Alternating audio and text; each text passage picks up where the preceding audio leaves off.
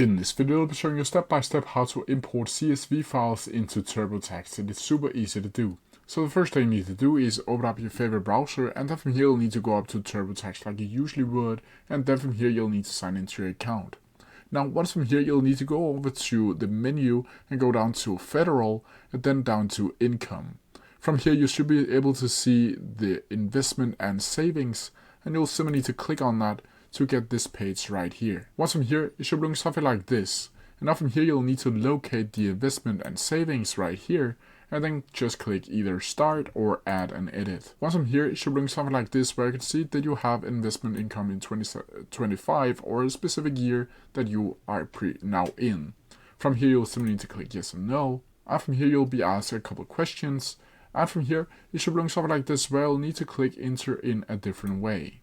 From here, it should look something like this, where you can see you can add your documents directly for your TurboTax. From here, you can either choose upload, snap a photo, or import from the financial accounts. From here, you'll simply need to click upload and click continue. And then from here, you'll simply need to drop the CSV file into this specific right here. And then from here, you'll just go over the entire process of importing your CSV file. And just click upload. But that's how you do it. If you have any questions about it, please leave them down in the comment section below, and I'll try my best to answer them as quickly as possible. See ya!